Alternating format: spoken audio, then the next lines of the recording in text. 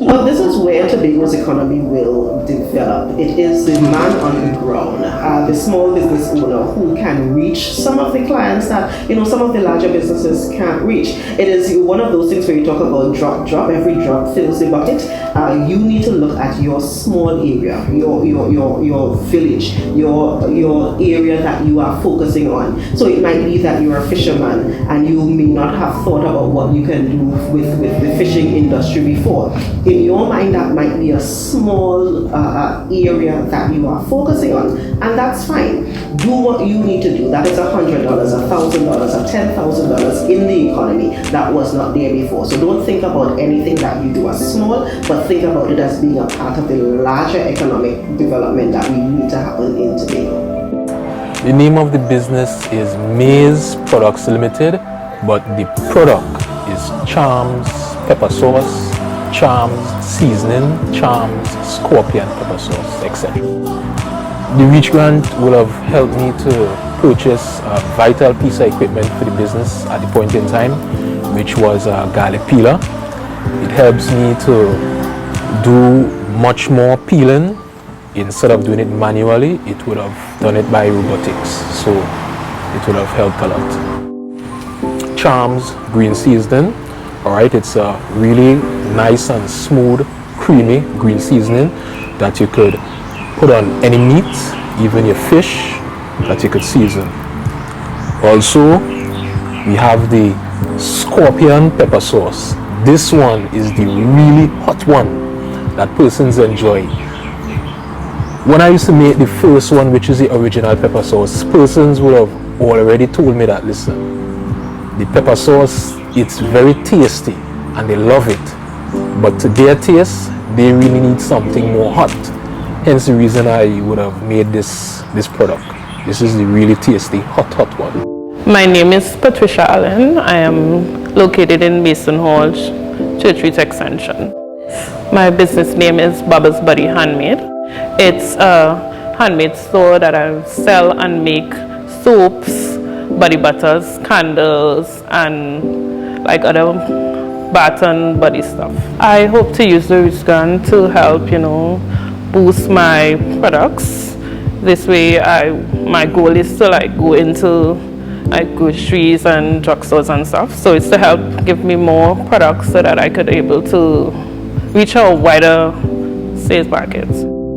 In drugstores, grocery, plus hoping that I can build a clientele in the Caribbean. Don't give up. It's gonna seem hard sometimes. You're gonna feel like, this is not working out at times, but don't ever give up. Keep pushing, even if you have to do little, and let's keep pushing. I'm Michael Gordon, I'm from Union Connector Road. It's actually Michael G Audios, but it have an alias by Spitfire Studios. Well, the check is basically for studio monitors and keyboard for building tracks and stuff, certain cables that I might need. Music production as a whole in Tobago it's hard. It's hard for the artists, it's hard for the studios because of we're not getting the push that the island could push more, they could push more.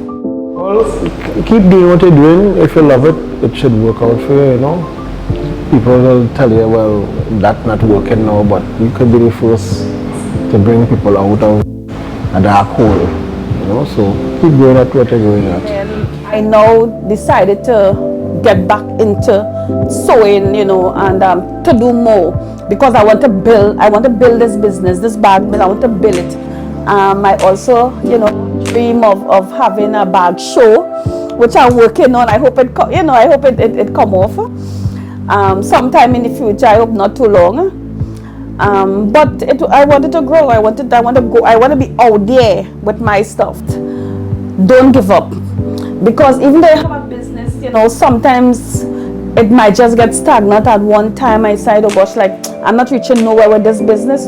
Don't give up, because even though I know how to make bags, I did a hat and bag course recently and we had graduation going there. Now I know how to sew bag, but it's also good to learn other people's technique, right? So I would tell you, learn other people's technique, see how they do their stuff, and don't give up. Once that is your dream and you love doing it, do what you love and you're going to make it with the help of God. Yes, it's just sometimes the process is long, but I would advise you could try it. Right? As they say, go Pollock is not see Pollock. Right? But you could try it. Advice to small business owners post-pandemic. I think the pandemic allowed us to do a reset. It allowed us to rethink everything that we thought was true and everything that we thought was a rule as it relates to business, as it relates to everything. So coming out of the pandemic, I would encourage business owners to rethink how they think stuff needs to happen. So for example, we always thought that we needed to do things in person. But the last 2 years, we've recognized that there's an entire world happening online, and you can actually function online. You can have meetings online, you can advertise online, you can use social media in a way that we had not thought about before. So coming out of the pandemic, I would encourage the small business owners to not be afraid of using these new technologies, not being afraid of using the online platforms, not being afraid of rethinking how we do these things so that we can reach a wider audience. Just think. Before, you may have been limited to just the 60,000 of us in Tobago. Now the entire world is your audience. The entire world is your clientele. So use it.